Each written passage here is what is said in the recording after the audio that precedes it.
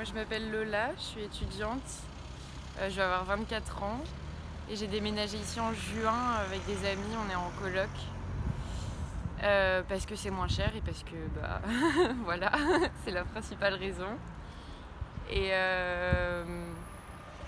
je me souviens du premier jour où on était installés dans la maison, on était trop contents et tout, et moi je suis sortie pour chercher un truc à la pharmacie. J'étais en débardeur et je ne porte pas de soutien-gorge, jamais. Et le chemin jusqu'à la pharmacie qui a duré 3 minutes a été le pire moment de ma vie, je crois. Parce que bon, tout le monde a cru intéressant de me faire remarquer que je ne portais pas de soutien-gorge et que ça avait l'air d'être un gros événement. Du coup, au début, j'ai eu pas envie de rester ici. Et finalement, je me suis habituée. C'est un peu triste d'être habituée à ça, mais voilà. Au quotidien, mon expérience dans l'espace public est pas ouf. Après, c'est sûr que quand je passe près de la Villette, ça fait une présence supplémentaire de beaucoup d'hommes et à force de subir des agressions dans la rue de la part d'individus que j'identifie comme des hommes, à chaque fois que je croise quelqu'un que j'identifie comme un homme, après j'ai peur. Mais bon, il y a aussi une projection que je fais, mais c'est sûr que je me sens pas très en sécurité à cet endroit-là comme ailleurs, et surtout quand il commence à faire nuit. C'est intolérable de laisser des personnes dans ces conditions-là. Oui, bien sûr, un camp au bord d'une route, c'est une solution pour personne. Et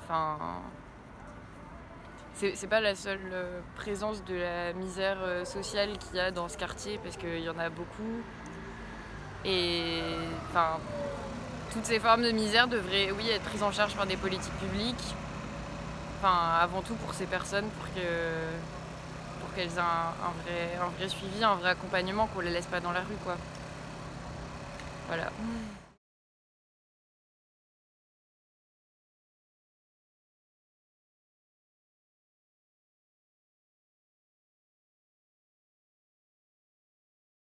Moi c'est Noémie, j'ai aménagé avec mon mari dans le quartier en octobre. Alors on a choisi ce quartier pour avoir plus grand parce que notre famille s'agrandit. Mais c'est vrai que le pari de déménager ici a été fait avant que les toxicos soient... quand on a acheté, c'était pas encore fait. Donc voilà, nous on est nouveaux, on découvre un peu le quartier qui nous plaît, hein, de par sa richesse culturelle, le fait qu'il y ait du monde dehors, tout ça, moi j'aime bien, c'est mon ambiance. Mais ouais, les toxicos c'est un peu plus compliqué à gérer, je trouve, parce qu'on n'est pas face à des personnes qui vont bien, avec qui on peut communiquer, avec qui on peut cohabiter, hein, parce que vivre ensemble c'est pas... Voilà. Moi avant je prenais le tram tous les matins à Porte de la Villette. Maintenant j'évite un peu de passer par là. Je suis pas hyper rassurée selon les horaires de la journée et leur état. Ils sont plus ou moins... déjà c'est extrêmement peinant de voir des gens vivre cette misère-là et cette souffrance-là, abandonnés à eux-mêmes, hein. Et puis en plus pour soi-même on n'est pas franchement rassuré. Comme j'ai dit, on a déménagé pour agrandir la famille, donc quand on passe par là enceinte de 8 mois, on se dit bon, il y en a un qui va me tomber dessus parce que il tangue, donc c'est pas agréable. Je me sens pas en danger, mais je me sens mal à l'aise, je me sens que je préfère passer ailleurs, quoi. Et bon, quand on vit là, on n'a pas envie de passer ailleurs, on a envie de passer en bas de chez soi, et voilà.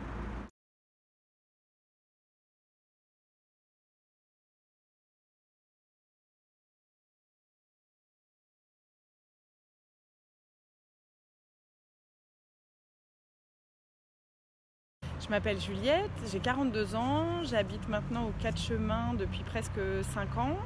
J'ai un petit garçon de 3 ans et demi et je suis belle-mère de 3 enfants de 12, 10 et 8 ans. Nous, il y a eu une première étape au mois de juillet quand le préfet a annoncé vouloir délocaliser les usagers de crack du Jardin des Halles jusqu'à la porte de la Villette. Il y a eu une grosse mobilisation. La pétition qui a été signée par plus de 3000 personnes a eu un peu son effet. Et on ne s'attendait pas du tout au mois de septembre à ce que ce déplacement ait réellement lieu, qui a été fait sans aucune concertation, ni avec le maire de Pantin, la maire d'Aubervilliers, le maire du 19e. Donc tout le monde a été pris au dépourvu. Et on a ressenti une énorme colère, vraiment de se sentir comme la poubelle de Paris. Moi j'habite rue Sainte-Marguerite qui donne quasiment directement sur le mur. Autant au tout début on ne voyait pas tellement d'usagers de crack arriver vraiment dans ces rues de Pantin. Maintenant ça y est, on les voit régulièrement, on sait qu'il y en a qui dorment dans nos locaux poubelles, qui dorment dans nos parkings. Et évidemment on a les enfants qui voient ces personnes-là. Et c'est extrêmement difficile pour eux. Ils sont confrontés à des images qui les choquent. Et donc la dernière fois, en me promenant avec les 4 enfants, ils ont été vraiment figés de voir un consommateur de crack qui était dans une grande désespérance, pieds nus. Et c'est quelque chose qui les a beaucoup bouleversés. Donc on en parle beaucoup à la maison. On vous donne aussi, nous ce sont des filles qui sont les plus grandes, qui ont 12 et 10 ans, donc on leur donne des conseils aussi sur comment se comporter dans la rue parce qu'elles rentrent seules de l'école, du collège. Alors les conséquences concrètes, c'est que déjà on parle de drogue à la maison, ce qui n'est pas forcément un sujet dont on parle facilement avec les enfants et surtout de cette manière-là, mais ils y sont confrontés, donc on est quelque part obligé d'y parler, donc on essaye de le faire avec toute la pédagogie, la bienveillance du monde pour leur faire comprendre que c'est une situation un peu exceptionnelle, même si eux c'est leur réalité, leur quotidien de tous les jours. Oui, des fois des questions qui vont sembler complètement absurdes de la part des enfants. Pourquoi il n'a pas de chaussures? Pourquoi il parle tout seul?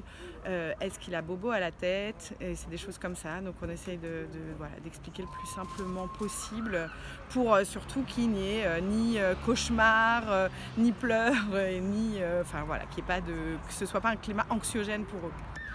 Dans un pays comme le nôtre, en 2022, aux portes de Paris, c'est inacceptable, mais c'est inacceptable nulle part de toute façon. Mais on est dans une réalité, je ne pensais pas un jour voir ça de si près.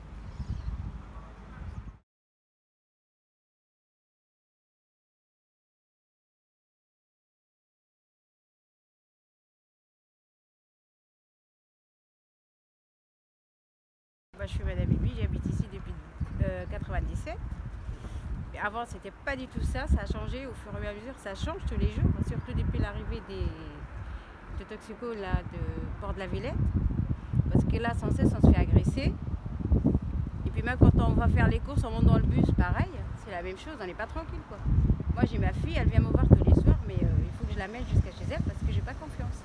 D'accord, elle a subi des agressions? Ah oui, oui, elle s'est fait agresser devant le magasin de l'alimentation et puis elle a été poursuivie jusqu'à l'entrée de la maison. Et puis l'autre jour, elle descend, elle le trouve juste devant la porte en sortant quoi. On n'est plus tranquille. On se fait agresser tous les jours. Moi je travaille, je sors pour faire mes courses et après je rentre chez moi. Ça ne donne même plus envie d'aller faire les courses à côté. Moi je vais dire franchement, j'y vais plus à côté. Là je vais aller voir ma fille, je veux copier comme ça, mais j'y vais plus. On vit ça mal quoi. C'est-à-dire à partir de 20h, on ne peut pas descendre seul. On a peur de se faire agresser, on les trouve même en bas de l'immeuble. On est obligé de les faire sortir. Mais avant, Port de la Villette, c'était bien, c'était agréable. Mais maintenant, on ne peut même plus mettre les pieds là-bas. Là, rien que de traverser, vous savez, le feu rouge qui mène au périphérique, on ne peut pas. Il faut qu'on s'éloigne, on lui va de l'autre côté. Même de l'autre côté, c'est pire encore. En descendant vers le métro, c'est là. Même en sortant du métro, ils se mettent autour de vous. Alors on est obligé de faire attention à nos poches, on est obligé de faire attention au portable. Alors on ne sait pas qu'est-ce que ça va changer, quand est-ce que ça va changer, on n'en sait rien.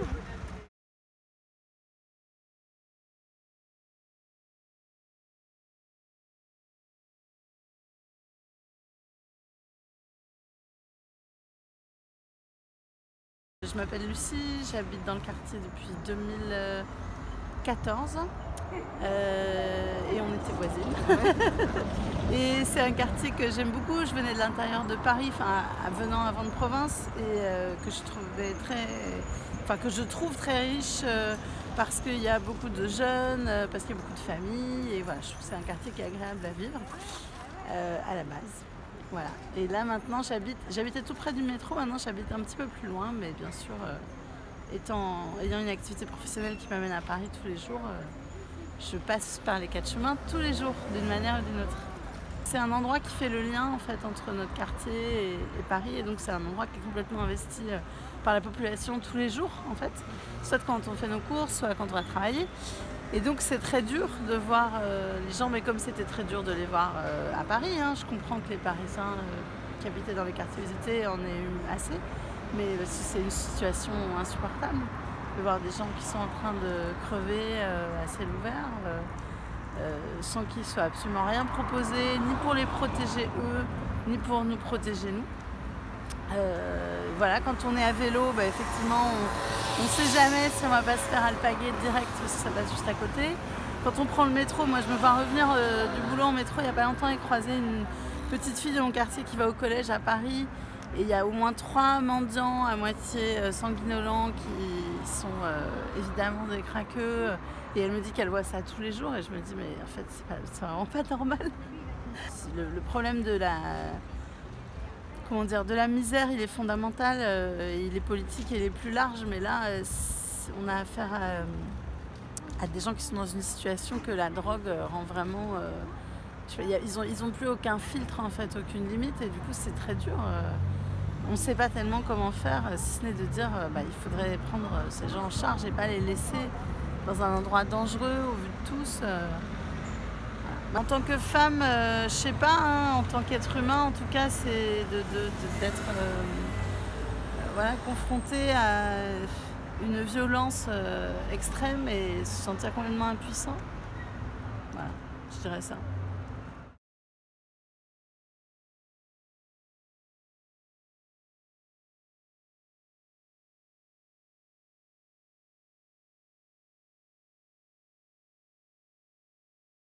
Je m'appelle Marguerite.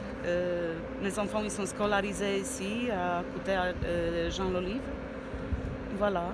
Je faisais mes courses à Intermarché et un drogué, il est venu, il m'a demandé l'argent.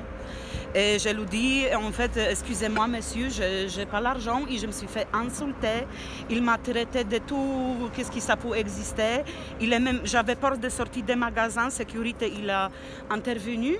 Il a sorti le monsieur des magasins extérieurs, mais lui, il m'a attendu extérieur devant les portes. Il a crié après moi. J'ai tremblé comme ça, je ne savais pas. Je dis, comment je vais sortir maintenant, entrer chez moi?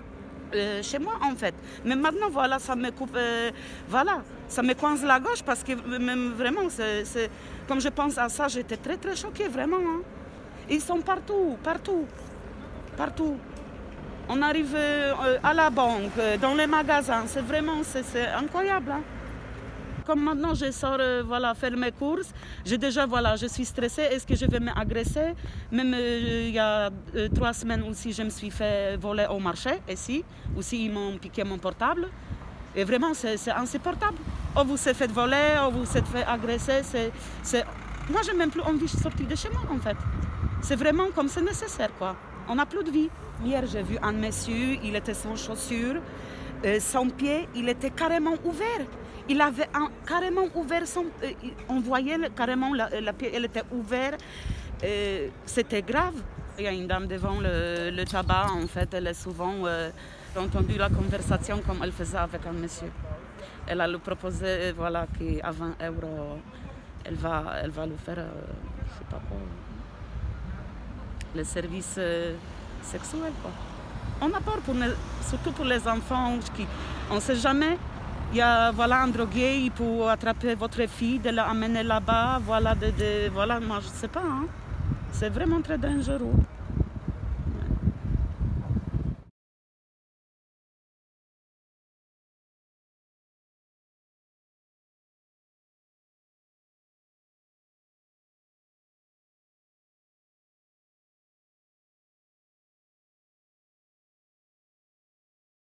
Moi, je m'appelle Lauriane Dali, je suis professeure des écoles. J'habite à Aubervilliers, côté 4 chemins. Déjà, moi, ça m'a mise en colère parce que je me suis dit que Aubervilliers, enfin 4 chemins, c'était déjà pas évident et que mettre le square du Crac là-bas, c'était vraiment méprisant vis-à-vis des populations. Au-delà du côté périphérique, qui sont quand même en face d'un des plus grands accueils de migrants de la place de Paris, donc ça crée une confusion entre les toxicomanes et les migrants, que je trouve abominable. Nous, dans notre rue, au début, il n'y avait pas de gens qui dormaient par terre ou dans la rue. Depuis, là, ça fait 2 semaines, il y a un type qui dort dans sa voiture en face, en fait, dans sa voiture, je ne sais pas où c'est une voiture, il a cassé la vitre, mais il dort dedans et clairement, c'est quelqu'un qui prend du crack, on l'observe à sa posture et tout. Là, pendant 1 semaine, il y a quelqu'un qui dormait dans la rue, par terre, juste à côté de chez nous. Nous, quand on passe par le square du Crac et qu'on arrive au feu rouge, on n'est vraiment pas bien parce qu'on observe des gens mais qui sont plus de regard, ils n'ont plus rien, il n'y a plus rien quoi. Et c'est horrible parce qu'en fait ça les déshumanise complètement et on ne sait pas comment réagir. Donc voilà, il y a ces femmes qui se baladent à moitié nues, en quémandant de l'argent et en proposant des faveurs sexuelles. Il y a les policiers qui sont là, on ne sait pas ce qu'ils font. Nous, ce qu'on observe aussi, c'est quand on passe en vélo le matin, tous les matins, ils détruisent le square. On revient 2 heures plus tard, tout est à l'identique, rien n'a changé. Moi, j'observe que dans le quartier, il y a de plus en plus de gens qui prennent du crack. Enfin, de plus en plus de gens, pas que les gens du quartier prennent du crack, en fait ça j'en sais rien, mais il y a de plus en plus de craqueux, les habitants sont exaspérés, ça donne lieu à des conflits, des gens qui hurlent « rentrez, retournez au square, barrez-vous », c'est vraiment... en fait, moi je trouve qu'en quelques mois, il y a vraiment quelque chose qui a changé, alors que c'était déjà pas un quartier hyper tranquille, on peut pas dire. Mais que là, il y a vraiment les craqueux qui sont apparus, qui sont en train de remonter de plus en plus et qui sont en train d'arriver dans la ville et dans les rues du quartier de plus en plus. Et franchement, l'évolution, je sais pas, parce que j'ai l'impression que ça arrange les politiques, en fait, qu'il n'y aura rien qui va se passer qui sera suffisamment fort pour avoir un impact politique suffisant et un impact économique suffisant pour que la situation change et qu'en gros, il faudrait qu'on se préoccupe moins des électeurs et plus des craqueux et des populations. Et honnêtement, de toute façon, on est en période électorale, je comprends pas ce qui se passe parce qu'on ne parle pas des problèmes, on ne parle pas d'écologie, on ne parle pas du crack, on ne parle pas de tout ça. On parle que de sécurité et voilà, quelque chose en amont qui se passe en amont. Mais ensuite, moi, je bosse dans l'éducation, donc si on pouvait faire des politiques en amont de façon générale, ce serait bien.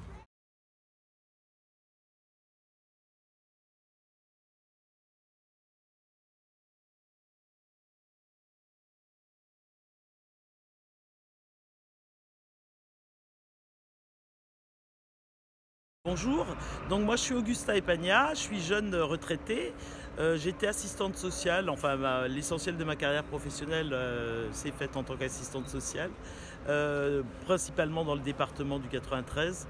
Et le quartier, j'y vis depuis 30 ans, une trentaine d'années. Le quartier, c'est un quartier populaire qui s'est paupérisé progressivement, donc avec beaucoup de familles en grande difficulté, avec les trafics que l'on connaît, trafic de cigarettes, etc.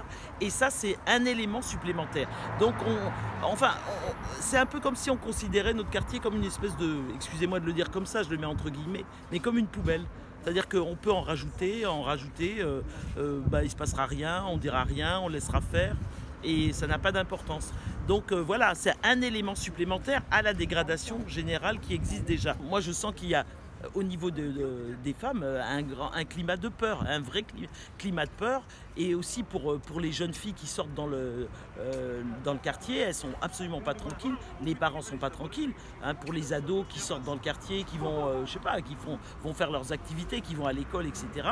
Les gens sont absolument pas tranquilles. Donc il y a un climat de tension, de peur, qui fait qu'il faut trouver des solutions. La situation des femmes qui vivent dans ce camp, qui sont soumises à la prostitution.